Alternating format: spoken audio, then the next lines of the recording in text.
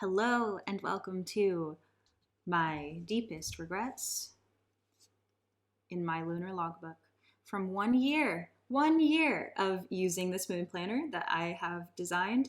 I am ready to share with you everything that I did wrong, a few things that I did right. I did a lot of things right, but I love self-improvement and identifying how are we going to make this even better next time.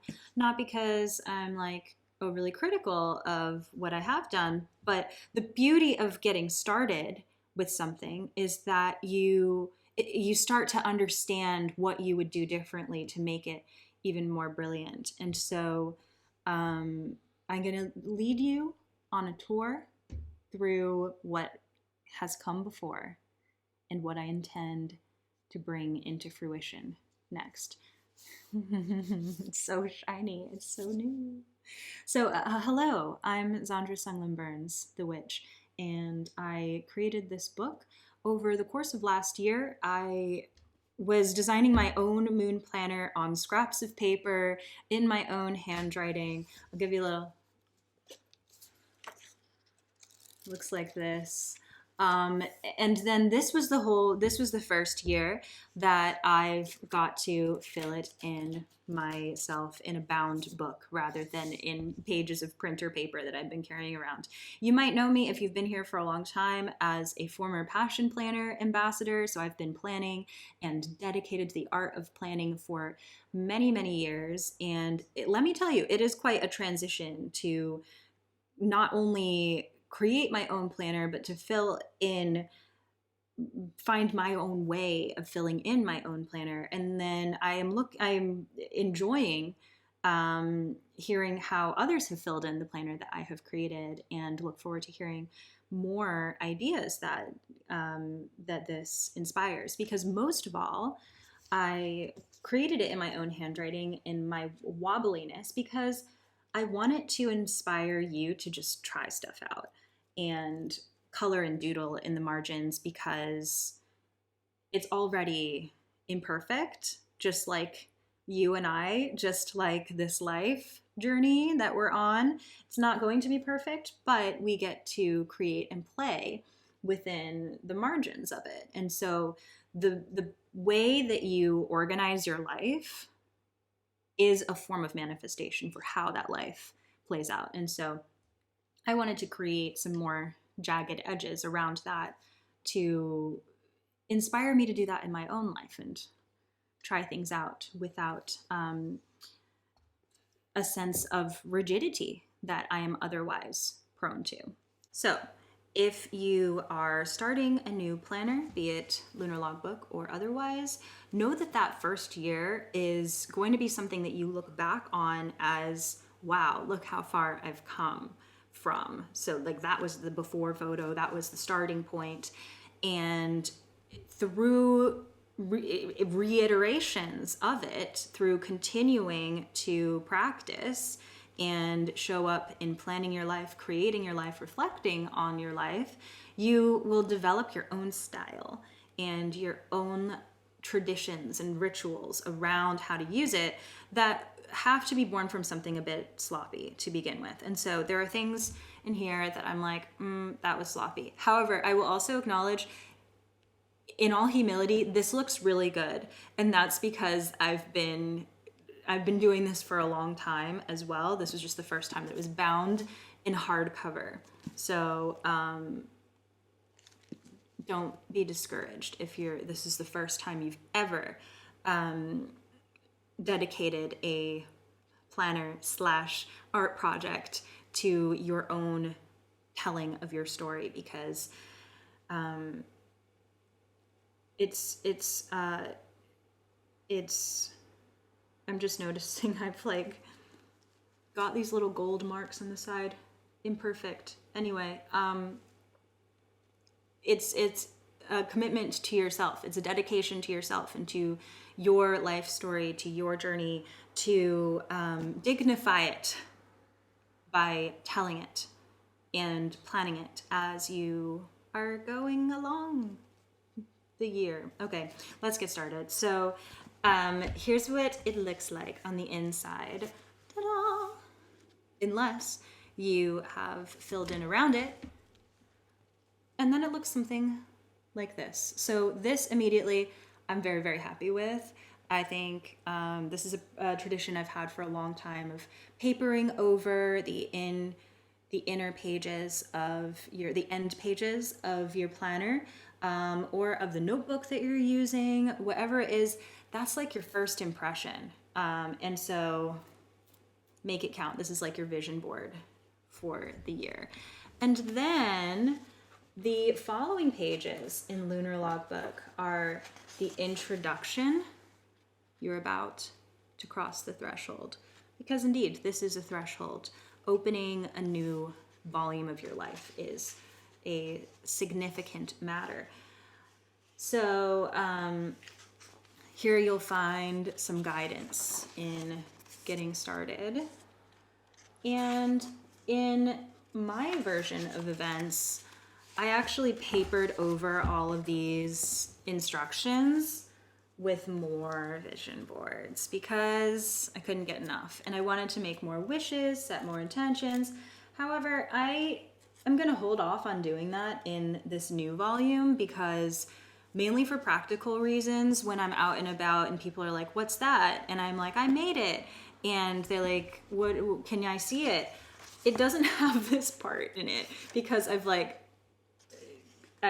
personalized it too much. So I need to get used to I need to get used to the CEO life. You know, I'm not used to that yet. This part I really like. It's your introduction to the volume of life, and I designed it so that it doesn't feel too linear, and you can just, here, you can do this. You can pick up different colors and color outside of the lines and doodle and all of that, without feeling like it needs to be word perfect. I mean, I am a writer. I love words, but words can inspire perfectionism sometimes, when you want this to also be capturing how you want things to, how things feel at the moment. What colors are you drawn to, and don't overthink it. Don't overthink it. So this part I'm pretty pleased with. It's good.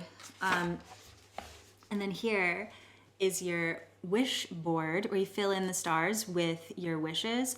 And this I would do differently. So I don't know what's up with these wishes. I feel like I rushed through it. And when I set my wishes for this next volume, I want to really take my time with it. Something that I've done in the past is like, keep a little notebook in my pocket, go for a walk maybe over a couple of days, and jot down some ideas. Really make sure that every wish feels so purposeful, and set a time limit on it, of course, so that you're not stuck in this stage. But I would maybe give it more consideration, because it's the wishes at the start of the year. And then another idea that I have is to maybe, because there are 12 wishes, I believe, you can make them different categories, which is kind of what I ended up doing here with these vision boards, is maybe make a different category and then some specifics. I would like fill it up with more. Here's where I'm saying the opposite now, is I would maybe use more words to fill these wishes in. But you know, it's okay, because this isn't your only chance to wish. It comes up all the time, every week, actually.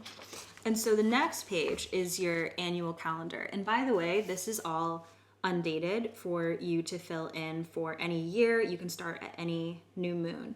And to be quite honest with you, the main reason for that is because that is easier for me to print at the moment.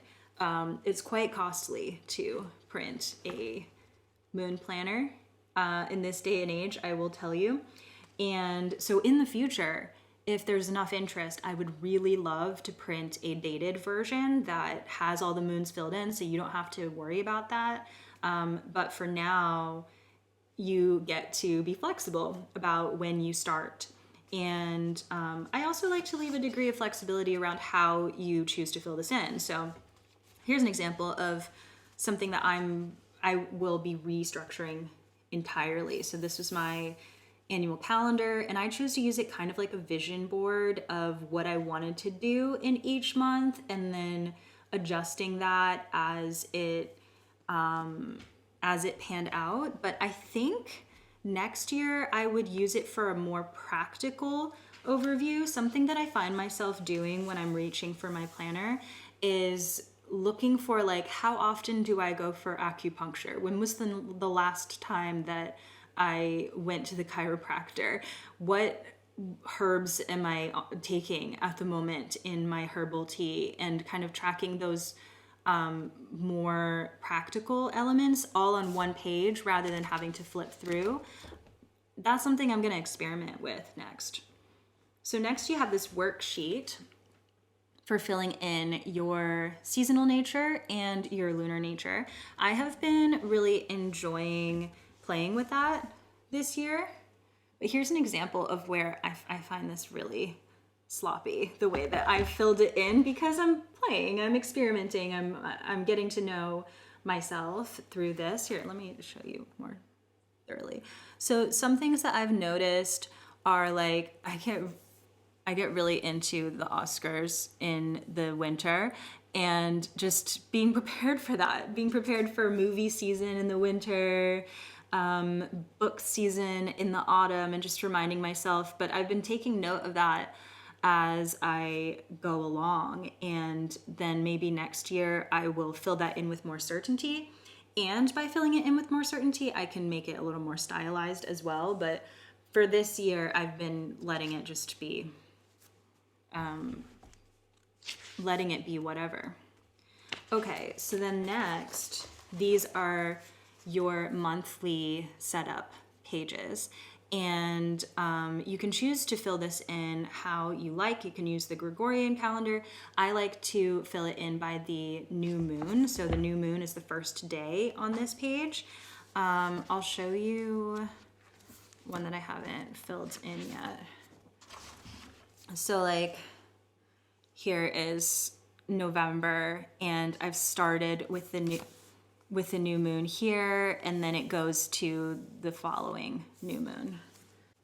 I'll do another video where I go more into detail, and if you have questions along the way, please leave them as comments, and that will inspire me to make future videos in more detail about how to fill this in. But I've written November because it basically corresponds with November. You can see that I've outlined the red for Scorpio season here, and then the yellow is Libra season. And it pretty much, here's November 1st. It pretty much lines up. That's my compromise to our modern society, is that I have the traditional Gregorian month here, but then the start date is actually the Libra new moon in this case. So I'm quite pleased with how I've set that up. And then my favorite month of it was June, because I colored it really beautifully. And every day I go back as part of my reflection practice to make a little illustration or just write down a word from something that was most memorable from that day. And then I have this keepsake. Oh my gosh, here I drew roller coasters. So that's something that I would do differently next time, is dedicate more time to decorating it, because it makes me so happy. And it reminds me of how I felt during that month as well. And then the rest of the planner is organized into these new moon chapters. So first you have this blank page, which is left blank for art. So use it well to create a mood board, a vision board, moon art that will set the scene for the month ahead. And then there's a little worksheet that you can fill in here where you tell the story of what is starting, what is being introduced, and set your intention, make your wishes, set your projects by the first quarter moon. And the main thing that I'm still adjusting there is, let me just see if there are any secrets. No, we're good. So here's where I started last year, what it looks like when it's filled in. I'm adjusting how I use the practice box because I left it open, vague, on purpose so that you can use it how you want. It's a space to define like what habits am I focusing on this month, or what programs am I currently enrolled in that I'm dedicating space to. I'm going to kind of tighten that up a bit over this year. And then next, you have the quarter moon cadence journal, which you reflect on each week. Each week you come back and you fill in one of these boxes. And this I've had a lot of practice with as well, because I have been filling it in every week of the year, whereas like the opening pages, you just do that once a year. So this part of the journey I have had a lot of practice with. Let me show you one. Some of them are more wordy, and then others I am like jotting down a couple of words. And I'm happy with this. I'm happy with this changing each week, and that reflects how I'm feeling as well. Like sometimes I feel like just swooping in and writing one big word or drawing a big star, and other times I'm like really going into paragraphs there. But I also love decorating around the margins as well. And then every week you get one of these to plan your week and also reflect on it and create from it.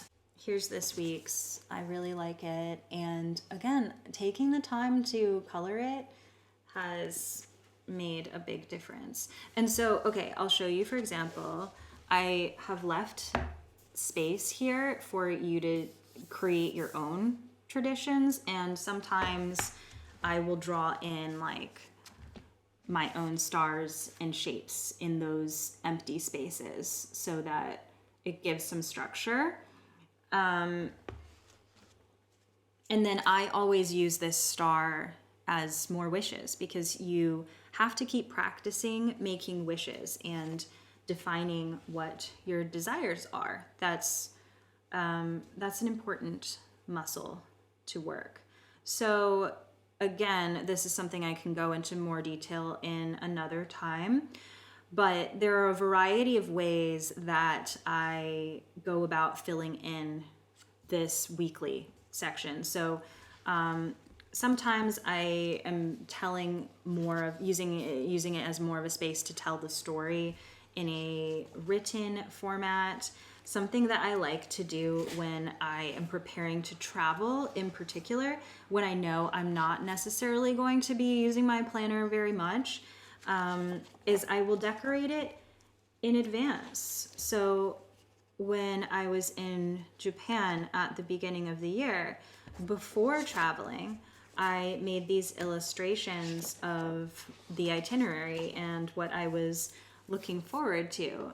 So I had this beautiful decorated spread while we were there. But I'm kind of getting ahead of myself. So just to show you what this looks like, new moon art, and then new moon worksheet, including your projects, and then this quarter moon cadence journal that you return to each week, and then 2 of these for the weeklies. And then it's interrupted by the full moon, to remind you, full moon's here. Same deal, do your moon art, and then fill in the worksheet for the full moon that is wrapping up, encouraging you to celebrate. And there's this releasing and calling in exercise as well. And then I like to distill my task list for the month into just 5 things. If I only complete 5 things over the course of the waning moon, this 2-week period, then I will feel satisfied. And that helps me to focus on what, and prioritize what really matters, so that planning is as much about deciding what you're not going to do as it is about deciding what you are going to do. So it's important to set those priorities to support you and make sure that planning isn't just micromanaging your life. It's about making decisions. And when you have a space on the page to hold yourself accountable to those decisions, then it gives you more freedom in your life to be more flexible around the spaciousness that that creates. And then you have 2 more of these weekly spreads before there we are again, another new moon. Here's how the moon chapters work. You get a new moon in a certain sign, and then 6 months later, you get a full moon in that same sign. And so what started, the seeds that were planted in that new moon, come to fruition in some way in that 6-month period. And so by organizing it like this, you get to go back and reflect with that consideration. So let's start at the beginning. The new moon in Sagittarius. This is the art that I created. These are the projects I was working on. And then we can find the corresponding full moon in Sagittarius. This feels like it is a progression from this to this. And I didn't do it on purpose. I didn't think about this when I'm creating the art. It is coming from an intuitive space of what images are feeling really exciting for me right now. And it's also a really great way to play with the different moods, the different eras, if you will, as I'm doing my Showgirl Taylor Swift project as well, of like, I've always had trouble identifying my personal style because I'm changing my minds and my moods and my color palettes all the time. Well, so are the planets and the seasons. We're going through these evolutions all the time, and so honor that. Let yourself play with different styles here. But I love to look back on where that new moon was and draw some comparisons about what was the story that was starting then, how has that played out now, and that's what you can note down in your celebrations, and you'll start to notice these patterns that will help you understand your own personal astrology. But it's also just understanding what is meaningful to you as you're practicing telling the story of your life, because a lot of things are happening to you and a lot of things are being generated by you, but what feels important enough that you want to write it down as a celebration, what truly feels like it wants, like you want to celebrate it, and that might surprise you. That might give you some clarity around what kinds of things you're wishing for, what kinds of projects bring you satisfaction, and that's the real magic of it, is giving yourself the space to do that. So I could go on, and I will one day, but if you would like to own your very own lunar logbook, they're all in this magic purple color at the moment. You can go to lunarlogbook.com. For the moment, they're on Etsy, and you can get started as soon as the Libra new moon, if you're watching this when it first comes out. And I would love to have you in our quarter moon club, which is our secret society that we have for everybody who's using one of these.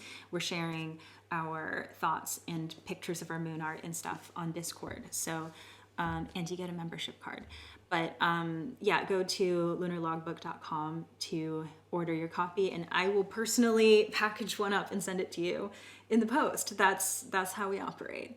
So let me know what questions you have, what you would like to learn more about in the practice of lunar living.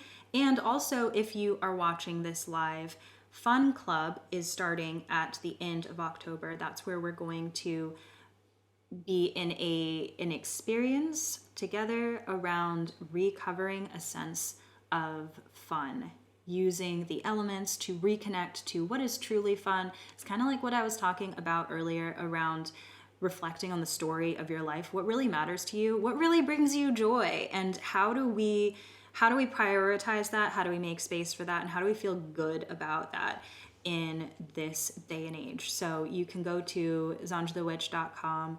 The info's in the description to register for Fun Club. I would love to see you there. We start on October 25th.